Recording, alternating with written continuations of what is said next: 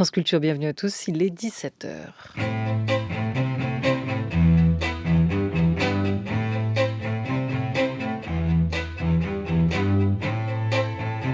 Réviser ses classiques tout en s'amusant, tester et améliorer son orthographe sans être noté, nous vous proposons avec Rachid Santaki une dictée et sa correction à faire seul ou en famille. En compagnie en tout cas aujourd'hui de l'écrivain Shmuel Meyer, une dictée à suivre maintenant sur l'antenne de France Culture, en vidéo sur le Facebook de la chaîne et à retrouver plus tard, si vous le souhaitez, sur le fil de vos podcasts. France Culture, la dictée géante de Rachid Santaki avec Olivia Gesbert. Et bonjour Rachid Santaki. Bonjour Olivia. Vous allez bien ? Très bien et vous ? Je vous présente notre invité, l'écrivain franco-israélien Shmuel Meyer. Bonjour. Bonjour. Bonjour. Ce thé, il dit quoi ? Et ce thé rappelle mon prénom, qui est Thierry, et qui m'accompagne depuis ma naissance. Donc il y a de ma naissance jusqu'à mon départ en Israël, je suis connu comme étant Thierry, et depuis mon départ en Israël, les gens qui m'ont connu m'appellent Shmuel. Et Donc on peut dire Shmuel, Thierry Meyer, voilà, ouais. C'est ça, c'est des identités plurielles. Et vous les avez gardées les deux. Et En oui, tout cas, elles disent quelque chose de vous. absolument. Vous venez de recevoir le prix Goncourt de la nouvelle pour Et la guerre est finie, paru chez Métropolis, une maison d'édition genevoise, une trilogie où l'on respire l'air des montagnes suisses, celui de New York, d'Odessa, de Lourmarin ou encore des kibboutz d'Israël. Un tour du monde littéraire et une série de croquis que vous venez donc de publier, de présenter et qui vient d'obtenir le prix Goncourt de la nouvelle. La nouvelle, c'est quoi pour vous ? C'est le genre littéraire de ceux qui ne tiennent pas en place, qui aiment sautiller d'une histoire à l'autre, qui aiment observer sans s'attarder, on peut dire ça ? C'est un peu tout ça, et à la fois ce n'est pas ça. C'est pas, j'aime, enfin pour ce qui me concerne moi, je n'aime pas trop sautiller. Et c'est pour ça qu'en général, d'ailleurs, mes livres de nouvelles sont de faux livres de nouvelles. C'est pas vraiment non plus des romans, mais on retrouve des personnages de nouvelle en nouvelle. Donc en fait, je sautille peu. Je sautille peut-être plus d'espace en espace, mais la représentation de l'homme, elle peut être durable. Et c'est particulièrement visible dans le troisième tome, The Great American Disaster, où il y a un personnage qui, au départ, n'était pas là pour demeurer, mais qui, fin de compte, est devenu une sorte de fil rouge. C'est un lieutenant de police, et qui, au fond, est un peu l'accoucheur d'autres personnages. Alors, du coup, je l'ai gardé, je me suis pris de tendresse pour lui, ce qui arrive souvent, d'ailleurs, avec mes personnages. Et comme on a l'habitude de dire, on se lève avec nos personnages, on va se coucher avec nos personnages. Et il y en a qu'on n'a pas envie d'abandonner en route. Et donc, c'est pour ça que depuis le début, je travaille beaucoup sur le retour de personnages dans des nouvelles différentes, et même de livre en livre. On peut retrouver des personnages de livres précédents que je n'ai pas oubliés. Alors, l'homme est le fil conducteur de ce voyage et peut-être la nouvelle, ces frontières que vous enjambez et qui vous permettent de passer d'un territoire à l'autre. Est-ce que vous pensez, vous, quand même par fragments ? Je pense surtout par fragments. Je ne fais pas du tout de fresque. Je suis dans le fragmentaire. C'est ce qui m'intéresse, justement. C'est d'essayer de... je vais comparer ça plutôt à la peinture. Je ne sais pas, parce que je ne suis pas un grand spécialiste de la littérature. Il y a des gens qui n'ont jamais prétendu faire une fresque. Je veux dire, je n'imagine pas Boudin avoir pensé un jour repeindre le plafond de l'Opéra ou de la Chapelle Sixtine. C'est chacun son univers, son périmètre. C'était le titre de mon premier livre, Le périmètre de l'étoile. D'une certaine manière, je me réduisais à une surface délimitée. Et j'aime bien, en fait, un peu comme les peintres. Hein. Je suis très attiré par la peinture, par les artistes peintres. Et moi, j'aime bien dresser d'abord le décor. Avant même de mettre les personnages, c'est déjà de choisir mon décor, c'est-à-dire déjà l'époque, le lieu, et après je vais commencer à intégrer les personnages, parce que le plaisir, enfin, que j'ai moi quand j'écris, c'est de voyager, de partir ailleurs, de me déplacer dans un monde des fois que j'ai pas connu, dans un monde qui peut être bercé de nostalgie. Je suis pas tellement un homme du 21e siècle, j'aborde pas le 21e siècle, je ne connais pas les technologies. Il y a très peu de téléphones dans mes... ou alors ils sont encore des vieux téléphones en bakélite. Moi, ce qui m'a bercé dans ma vie, c'est la littérature du XXe siècle. C'est ce que j'ai appris. En fait, je suis profondément encore ancré dans ce XXe siècle qui ne m'abandonne pas. En fait, vous êtes un écrivain voyageur. Ah ça, certainement, oui. Est-ce qu'on peut dire que chaque nouvelle est quand même un peu l'étape d'un long voyage ? Ah oui, ça, c'est... je déteste voyager, j'aime les destinations, je n'aime pas la manière d'y accéder. J'étais même plutôt réticent à ça. Mais d'abord, je suis amoureux des villes. Pour un kibbutznik, c'est un peu étrange. Mais je suis né dans une ville, j'ai grandi dans des villes, j'ai étudié dans des villes. J'aime l'architecture. Donc, je suis un passionné de ça. Et d'autre part, comme kibbutznik aussi, j'ai découvert un univers complètement différent pour un type urbain comme moi. C'était une découverte, le kibbutz. Et en plus de ça, c'était une expérience qui n'était pas seulement une expérience écologique, c'était une expérience socialiste. Il y avait une importance. Et donc, c'est des thèmes que j'ai voulu évoquer en rappelant toujours des moments un peu durs de l'histoire du monde occidental, entre guillemets, dans l'immédiate après-guerre. Cette après-guerre où on se dit la guerre est finie on se donne les moyens de faire ces 30 glorieuses, on met tout en effort, donc on peut dire c'est derrière nous, et en fait on se rend compte que d'abord on nous ramène toujours à des guerres intérieures, et ça m'a permis moi de parler en plus de ça, c'est des prétextes, c'est toujours moi de parler un peu de mon expérience. Je me mets pas souvent en scène dans mes livres parce que ça a peu d'intérêt, mais c'est évident que l'expérience que j'ai vécue au kibbutz, qui peut être même antérieure à ma naissance, mais c'est l'idée même du kibbutz, parce que je suis né 10 minutes avant tout, avant la fin de tout.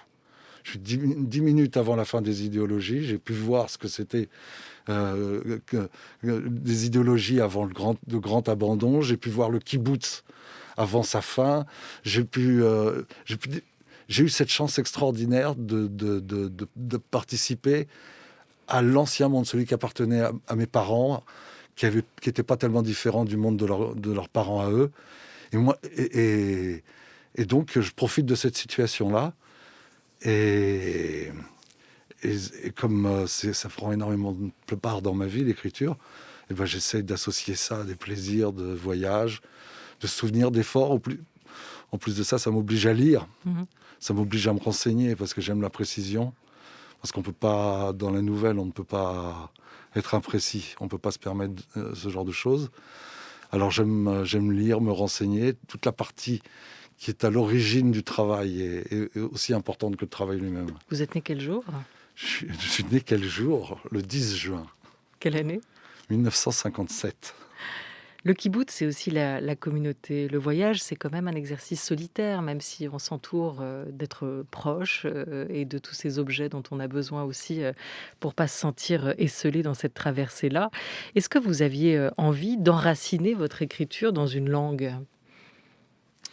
Alors, ma langue, je parle 4 langues. 4 langues que j'ai apprises toutes dans la rue, c'est-à-dire celles que j'ai apprises officiellement, à savoir l'allemand et le russe. Je ne les possède pas du tout. Je parle l'hébreu, l'anglais, l'italien et le français. Enfin, le français, quand même, je l'ai appris à l'école. Mais disons que récemment, je parlais avec la grande traductrice franco-israélienne Pinchas Delpuech et Rosie. Et son univers à elle était vraiment différent du mien, parce que sa connaissance des langues, elle est profonde, elle est syntaxique, grammaticale. Moi, c'est la langue de la rue. Au fond, mon hébreu à moi, c'est parce que je suis allé étudier un petit peu à l'université des kibbutz pour être un bon agriculteur que j'ai adopté l'hébreu. Mais c'est pas ma langue. Ma langue, c'est le français. Maintenant, j'ai dans la tête, pour avoir vécu en Italie, en Grande-Bretagne, ainsi de suite, j'ai tous les accents. Je sais qu'on ne parle pas la même langue, on ne partage pas les mêmes concepts. Alors, l'exercice un peu à la Loulipo, c'était d'essayer de donner... ma contrainte, c'était de donner aux grands express européens l'impression qu'on lit de l'italien, du français ou de l'anglais ou de l'allemand, et peut-être même un peu avec l'accent de Genève, Et puis passer à l'hébreu et avoir l'impression qu'on parle de l'hébreu dans ce livre, et être à New York et parler l'anglais, penser que c'est une traduction directement de l'anglais. Voilà, c'était un peu le but de l'opération, c'était de faire que je parle toutes les langues. Mais vous écrivez en français. Mais j'écris en français, c'était vrai jusqu'à peu, puisque récemment je viens de commettre quelque chose en hébreu. Entre les crêtes enneigées du Val d'Anivier en Suisse et un verger de la Shfela en Israël, il y a quand même tout un monde. Alors qu'est-ce qui vous permet de dresser des ponts? Vous vous appuyez sur quoi pour y parvenir? Ma mémoire, la mémoire des paysages. Je suis attaché à la Suisse pour y avoir passé toute mon adolescence, c'est-à-dire des années de construction intense. Et se réveiller tous les matins face au Mont Blanc, c'est des paysages qui restent à vie. En plus, c'était lié au fait que j'étais dans un pensionnat, donc dans une collectivité. J'ai souvent vécu en collectivité, entre le kibbutz, le Sharing Flat à Londres, les communautés de la gauche extra-parlementaire en Italie, les occupations prolétariennes. J'ai toujours vécu, jusqu'à mon mariage, j'ai toujours vécu, et encore après, puisque j'étais au kibbutz, j'ai toujours vécu en communauté. Donc j'ai une grande expérience de la communauté des hommes au service du politique, souvent, en plus de ça. Donc, j'ai oublié la question. Qu'est-ce qui relie, au fond, les paysages de la Suisse à ceux du Negev? Vous répondiez ma mémoire. Et on ne regarde pas avec les mêmes yeux. C'est sûr que mon cœur, s'émeut d'une manière particulière quand je suis à Genève. Et c'est mon âme qui s'émeut d'une manière particulière quand je suis à Jérusalem. Et c'est mon esprit qui s'éveille de manière différente à Paris ou à New York. C'est d'autres lieux de mon corps qui s'éveillent à ça, mais ils sont tous très importants et ils sont indissociables. Voilà, vous savez à quoi on reconnaît un Suisse? Un vrai Suisse, de Genève en tout cas. C'est qui dit Genève. Moi aussi, je crois qu'il dit Genève, alors je suis suisse. Ah bah vous l'êtes aussi. Bienvenue au club. Vous rejoignez Shmuel Meyer alors pour l'occasion. On va passer à cette dictée. Et elle n'est pas si simple aujourd'hui. Rachid Santaki, qu'avez-vous choisi pour notre invité, Shmuel Meyer, et pour nos auditeurs? Pour cette étape de la dictée, je vous ai donc pris un extrait de l'ouvrage Les fourmis de Bernard Werber. Un contemporain alors, Bernard Werber. Comment ? Un contemporain. On quitte Balzac exactement. cette fois, Flaubert, Voilà. Qui étaient les grands écrivains au cœur de nos dernières dictées, pour rejoindre un de nos contemporains. Et vous allez vous prêter, on va voir votre langue, comment vous vous débrouillez avec elle, avec l'exercice de la dictée. J'ai le plus grand respect pour les amoureux de l'orthographe, de la ponctuation, de la syntaxe. C'est merveilleux. Mais je ne suis pas au niveau de l'orthographe. Je suis très ami avec les correcteurs. Rassurez-vous, je suis ami aussi avec les correcteurs et les dicopathes aussi. Donc, Et on en fait partie, même si d'ailleurs on ne fait pas de correction automatique, on tente de la faire de manière totalement humaine et manuelle. Alors ce livre, Juste les fourmis, raconte quoi ? Alors c'est un récit, c'est le monde des humains et celui des fourmis. Donc ce livre est divisé en 2 histoires parallèles, celle de la vie d'une fourmi, la soldate, et celle de la vie de la nouvelle reine. Le passage sélectionné, c'est Nicolas, donc un jeune homme qui a retrouvé son chien dans la cave, et on retrouve le 327e mâle qui retourne in extremis dans la fourmilière parmi les siens. D'accord. Alors c'est parti, on va faire une première lecture. Non, vous notez pas encore. Une première lecture pour le texte dans l'oreille, une seconde lecture pour noter, une troisième pour corriger. Voilà, c'est parti pour la première lecture. Des sentinelles s'approchent. Sous son film de poussière, elles ne l'ont pas reconnu. Il émet rapidement ses parfums d'identification et les autres sont rassérénées. Une ouvrière remarque ses odeurs de fatigue. Elle lui propose une trophalaxie, le rituel du don de son corps. Toute fourmi possède dans son abdomen une sorte de poche, en fait un estomac secondaire, qui ne digère pas les aliments, le jabot social. Elle peut y stocker de la nourriture qui reste indéfiniment fraîche et intacte. Elle peut ensuite la régurgiter pour l'envoyer dans son estomac, normal, digérant. Point final. J'ai jamais vu un invité de cette dictée aussi concentré. C'était une pause à la Rodin, hein. Et est-ce que vous êtes prêts? Cette fois, il va falloir noter. Non, juste pour comprendre, Rachid, des sentinelles s'approchent sous son film de poussière. Elles ne l'ont pas reconnu. Ce L' est a priori une personne du genre masculin, une fourmi, un mâle. On est d'accord? Alors, sous son film de poussière, elles ne l'ont pas reconnu. Voilà, le il émet. Oui, alors je précisais tout à l'heure, c'est le 327e mâle. C'est un mâle, d'accord. Voilà. Bon, c'est parti. Très bonne dictée à toutes et à tous et à notre invité. Des sentinelles s'approchent. Des sentinelles s'approchent. Point.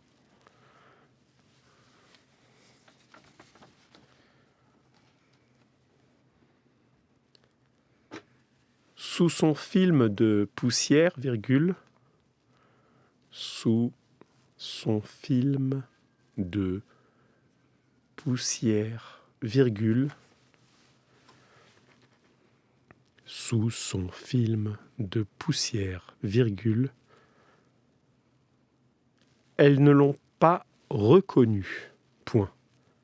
Elles ne l'ont pas reconnu. Point. Sous son film de poussière, virgule, elles ne l'ont pas reconnu. Point. Il aimait rapidement. Il aimait rapidement. Il aimait rapidement ses parfums d'identification, virgule.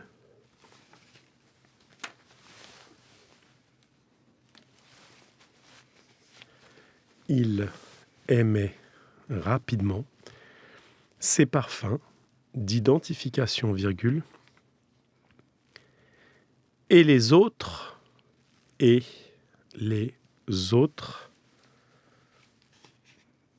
sont rassérénés. Point. Et les autres sont rassérénés.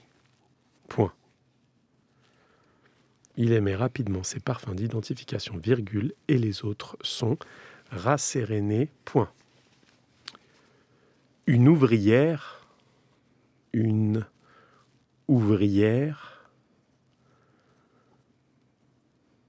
remarque ses odeurs. Une ouvrière remarque ses odeurs de fatigue. Point. Une ouvrière remarque ses odeurs de fatigue. Point. Fin de la dictée pour les écoliers. Elle lui propose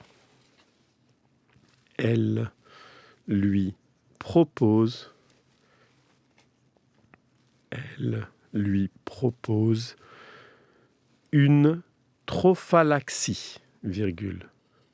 Elle lui propose une trophalaxie, virgule. Elle lui propose une trophalaxie, virgule. Le rituel du don,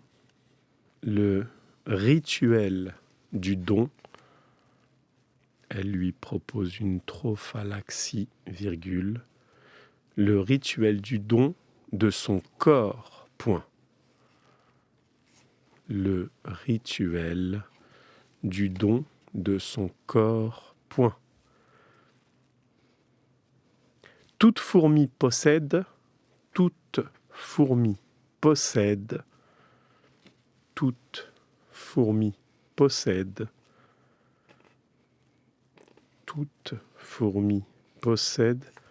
dans son abdomen,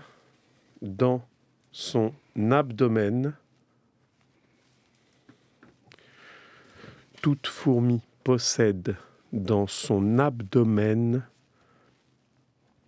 une sorte de poche, virgule.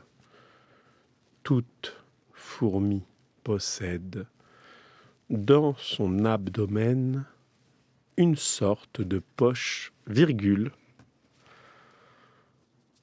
une sorte de poche, virgule, en fait, un estomac secondaire, virgule. En fait, un estomac secondaire, virgule. En fait, un estomac secondaire, virgule, qui ne digère pas les aliments, point. Donc je répète, toute fourmi possède dans son abdomen une sorte de poche, virgule, en fait un estomac secondaire, virgule, qui ne digère pas les aliments, point. Qui ne digère pas les aliments, point. Le jabot social, point. Le jabot social, point. Le jabot social, point. Elle peut y stocker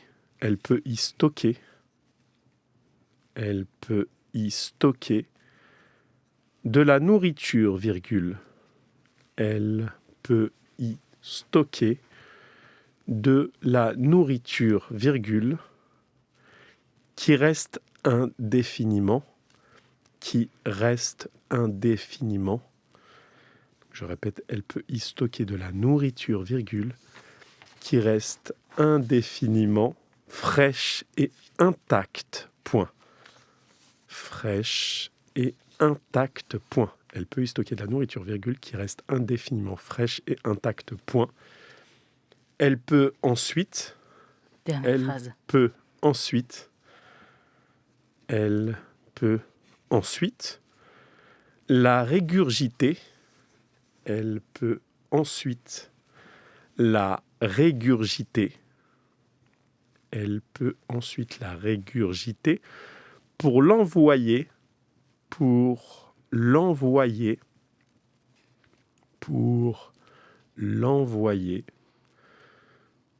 son estomac. Elle peut ensuite la régurgiter pour l'envoyer dans son estomac. Ouvrez les guillemets. Normal digérant. Refermez les guillemets. Je répète, la régurgiter pour l'envoyer dans son estomac. Ouvrez les guillemets. Normal digérant. Refermez les guillemets. Point final. Je répète cette dernière phrase. Elle peut ensuite la régurgiter pour l'envoyer dans son estomac. Ouvrez les guillemets. Normal digérant. Refermez les guillemets. Point final. Voilà pour cette fourmi qui retrouve les siens. Parfait. Shmuel Meyer, comment ça a été ? Ça a été. Était-ce un beau voyage ? Le monde des fourmis m'intéresse pas excessivement. Moins que celui des hommes. D'accord. Ouais, celui des hommes plus. Non, j'ai pas pris un intérêt particulier. J'aimais pas trop les cours de sciences naturelles. Ouais. J'aimais pas les dictées, mais j'aimais pas les cours de sciences naturelles. Alors là, on a lié les deux, donc. Bon, non, la dictée, c'était pas votre point fort à l'école. Non, c'était pas mon point fort, mais probablement mes instituteurs avaient raison. J'étais paresseux, je me relisais pas. Donc, ça, je fais partie de la génération où l'orthographe était quand même très, très, très important. Oui. Ça valait des points, donc il fallait faire attention. Mais dis donc, c'était pas ma passion, c'était plutôt mon angoisse. Ouais. La vérité. D'accord. C'est vrai que la dictée, c'est une histoire de concentration, se relire, c'est vraiment lié à ça. Et après, à partir des nouveaux mots, on apprend et on répète l'exercice. Absolument. N'est-ce pas, Olivia ? Eh bien, on va se concentrer et on y va pour la correction de cette dictée. Des sentinelles s'approchent. Vous allez nous aider dans cette correction, Shmuel, d'accord ? Des sentinelles. Vous l'écrivez comment, sentinelle ? SENTINE2LES. Exactement, un N, 2 L. S'approche ENT car elles sont nombreuses. On est au présent. Sous son film de poussière, singulier, pluriel pour vous? Moi, de poussière, j'aurais mis avec un pluriel, mais... Très bien, c'est bien ça. Pour l'auteur, c'est ça. Je pense qu'après, on peut vraiment... Je pense qu'en effet, on aurait pu le laisser au singulier aussi. Oui, ça peut être un film de poussière. Ou ça peut être des poussières, effectivement. Et cette idée de... Souvent, je ne sais pas, pour ma part, quand j'écris une couche de poussière, je ne mets pas de S à Exactement, poussière. moi aussi. Peut s'écrire donc sans, on va se dire... Et peut-être que ce pluriel permet d'accentuer l'idée de multitude. Oui, mais c'est lié au film aussi. La notion de film s'est étendue. Donc, je pensais qu'il y avait la multiplicité. Alors, avec un S, selon l'auteur, exactement. Elles ne l'ont pas reconnu. Le L' indiquant un mâle, elles n'ont pas reconnu qui. Devant l'auxiliaire avoir, on n'accorde pas reconnu. On ne met pas de marque de féminin. Oui. Voilà, il reste avec son U. RECO2NU. Elles, en revanche, elles sont plusieurs, on n'oublie pas le S. Il émet, du verbe émettre, E-M-E-T. Pas de S, ça, il faudrait qu'on soit la deuxième personne du singulier pour en avoir un après le T. Il émet, donc T à la fin, rapidement un seul M. C'est parfum, P-A-R-F-U-M-S, d'identification au singulier. Et les autres sont rassérénés. Ah, il n'est peut-être pas facile à écrire ce rasséréné. Alors, je l'ai écrit d'une seule traite pour ne pas... Pour retrouver votre calme, justement, c'est ça. R-A-2-S-E-R-E-N-E-E-S. Et les accents? Les accents, accent, alors rasséréné, il n'y a qu'un seul accent. Je l'ai mis sur le « et » avant le « e » féminin et le « s ». Ah oui, vous en mettez qu'un. Il y en a trois. Il y en a trois, alors c'est terrible. Vous mettez grave ou aigu? Alors moi, je mets des aigus partout, enfin partout, là où je l'ai mis. J'imagine qu'ils sont tous aigus. Et c'est effectivement des accents aigus sur tous les E, car nous n'avons qu'un seul R et qu'un seul N. Oui, exactement. Et deux S en revanche. Oui. Donc R-A-2-S et R-E-N-E-E-S pour ce beau composé. C'est bien la preuve qu'ils avaient raison. Ils avaient raison. Parce que si je m'étais relu, j'aurais vu qu'il n'y avait qu'une seule lettre et donc... Il est composé, en fait, ce que nous raconte bien Larousse dans sa composition, le ra, sé, ré, né. Ces consonnes, si on les replace dans l'ordre, elles nous permettent de se souvenir aussi de l'étymologie, de l'origine de ce mot, qui vient aussi de sérénité, retrouver la sérénité, et de préciser, notre camarade du Larousse, quand même, que quand on conjugue ce verbe rasséréner, il peut y avoir tantôt un accent grave, tantôt un accent aigu. Je rassérène, par exemple. Exactement. Là, on repasse comme ça, alors que nous rassérénons, on va avoir deux accents aigus. Aigu. Très bien. On continue après ce rasséréner. ES à la fin. Une ouvrière remarque ses odeurs de fatigue. Un possessif? Là, moi, j'ai mis les deux. Ça marche pas. C'est pas bête, mais c'est bien. Non, mais je me suis posé les deux questions. C'est-à-dire, elle remarque ses odeurs de fatigue à lui, ou elle remarque ses odeurs de fatigue générale. C'est cette odeur de fatigue qui est généralisée. Alors, c'est lui qui émet un parfum. Ouais, c'est lui qui émet un parfum. Alors, j'aurais tendance à dire que c'est SES et que c'est les siennes qu'elle remarque. Mais pour ça, il faudrait être très, très attentif au texte.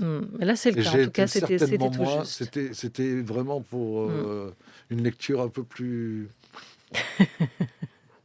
plus légère. En tout cas, c'était bien un possessif, SES. Mais c'est vrai que quand on décontextualise en plus l'extrait, c'est pas toujours simple. Ces odeurs de fatigue, S à odeur, pas à fatigue. Elle lui propose une trophalaxie. Bon, là on y va à l'intuition, si on n'est pas un grand lecteur de livres de sciences naturelles. Alors oui, la trophalaxie, moi je l'aurais...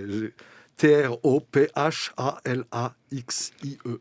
J'ai pas suivi. T-R-O-P-H-A-L-A-X-I-E. C'est parfait, mais avec deux L. Voilà. Il y a deux L pour la trophalaxie.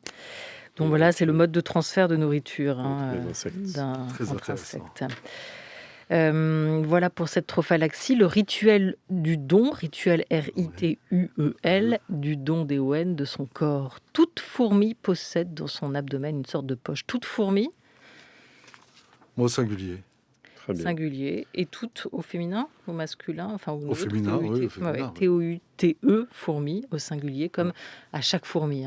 Mhm. Chaque fourmi possède dans son abdomen, abdomen à ABDOMEN. voilà, une sorte de poche, en fait son estomac secondaire. Estomac, on n'entend pas le C à la Oui, fin, mais mais il est là, il existe. ESTOMAC, on peut penser à estomaquer. Un estomac secondaire. Alors secondaire, on a tendance à dire, mais c'est un C, hein. SECONDAIRE, qui ne digère pas les aliments. Pas de difficulté, je crois, sur ces mots. Le jabot social, qu'est-ce que c'est ce jabot? Oh, ce beau jabot. Hmm. Le jabot, je l'ai donc écrit J-A-B-O-T, Très bien. qui est une petite... je ne suis pas terrible là-dedans, mais enfin, généralement chez les volailles, C'est ça. Bouche. c'est une petite, C'est une petite poche de petite poche l'œsophage oui, des oiseaux. qui permet de mettre des petits cailloux, des petits trucs. Ouais, tout les ce aliments qui- vont séjourner un petit peu avant Ouais, de retourner voyager eux aussi. Voilà, et puis Exactement. aussi le jabot, c'était un peu dans la littérature ancienne, c'est quand on parlait des bourgeois. Le Le- jabot, c'était un peu le goitre qu'ils avaient comme ça. C'est pas aussi le oui. col à Il y a aussi un dentelle, non? col, il y Ouais. a eu un col, enfin, mais c'était quelque chose d'un peu gonflé, quoi. Parfait pour ce jabot social au masculin. Elle peut y stocker. Vous avez fait la liaison au premier tour. Oui. PUT, du verbe pouvoir, troisième personne du singulier. Y, stocker, STO, CKER, de la nourriture. 2 R à nourriture, qui reste indéfiniment un seul N, et comme défini, et un seul M, hein, surtout après. Exact. Qui reste indéfiniment fraîche, c'est la nourriture, donc au singulier. Et on n'oublie pas sur le I, la montagne, ouais. La cime Petit chapeau. de la Bella Tola. Exactement, l'accent circonflexe, F-R-A-I, accent circonflexe, c'est H-E. Et intact, I-N-T-A-C-T-E. Elle peut ensuite la régurgiter. Est-ce que vous avez hésité sur ce régurgitage? Je l'ai écrit R et accent aigu, Oui. G-U-R-G-I-T-E-R. Parfait. bien. Pour l'envoyer dans son estomac, toujours avec ce C, l'envoyer à l'infinitif, Oui. ER, normal, digérant. Bon. Moi, j'ai mis un tiret entre les deux. Ah oui, alors là, il n'y en a pas, mais en l'espèce... Dans l'espèce, je Ça l'aurais compte fait pas, parce non que c'est deux Non, mots ouais, qui c'est sont totalement séparés l'un de l'autre et pour qu'ils aient une fonction, il faut les avoir reliés, enfin, à mon avis. Eh bien voilà, combien de fautes pour vous? Eh bien, une faute d'accent, Deux deux fautes, fautes, hein, parce que c'est bien. 2 accents que j'ai sautés. Et Non, dans un seul mot, on compte. dans un seul mot, erreur. ah, bah, vous êtes super bien. Et papa et le Et double L de trophalaxie. trophalaxie. Oui, voilà. Bon, c'est bien, vous en sortez très bien. Ouais, pas Vous trop étiez mal. concentré, pour le coup. Ouais, j'étais certainement plus concentré que mes instituteurs. Bon, c'est une bonne nouvelle pour nous, Olivia. Exactement, exactement. Et avant de se quitter, sachant qu'on va retrouver quand même l'intégralité de la correction sur le site internet sur franceculture.fr, je vous ai demandé de nous lire, si vous le voulez bien, Shmuel Thierry Meyer, un extrait d'une de vos nouvelles. Enfin, voir une nouvelle courte, comme on veut. Verger de nuit, avec la terre, qu'est-ce que vous choisissez? Avec la terre. Allez, avec On la va rester dans la fourmilière, là. Fourmilière. Ouais.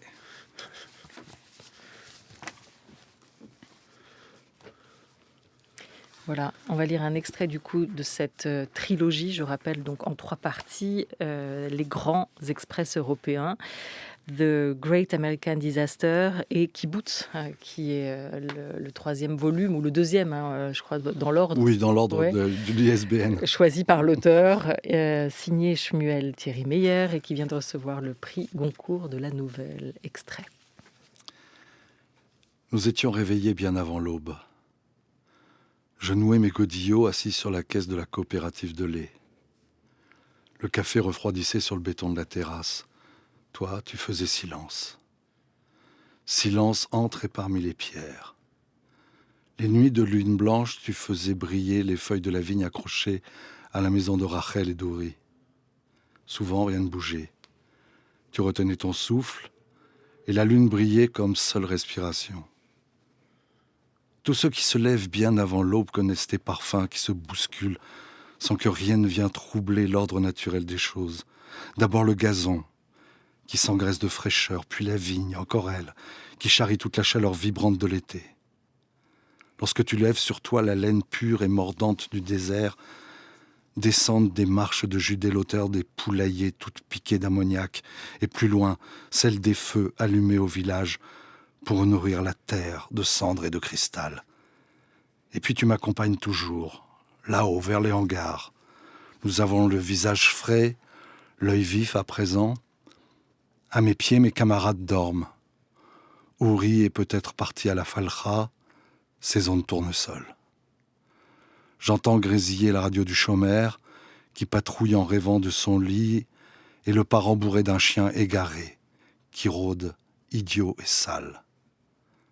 Pendu par les pattes aux poutrelles, une guirlande de pipistrelles immobile. Le siège du tracteur, baptisé de rosée, n'est que mousse brune et plastique écaillé. Je retiens ma respiration en tournant la clé comme si la fine buée de mes lèvres et mes poumons gonflés pouvaient garder secrets les crachats du moteur. Les phares échancrent herbes folles et bas-côtés. Lorsque je descends pour ouvrir le portail de métal tordu rendu depuis des lustres à sa rouille première, un chacal effrayé abandonne sa proie. Ton verger frissonne, résonne, dissonne, monte en moi le désir et la paix du sommeil. 4 leaders de Strauss, et la radio me signale des soldats anonymes qui font danser des sachets de thé dans des tasses ébréchées. Dans les yeux blancs du tracteur, les yeux jaunes des chiens, des gazelles, des renards et des aigles, et le ciel de constellations mystérieuses.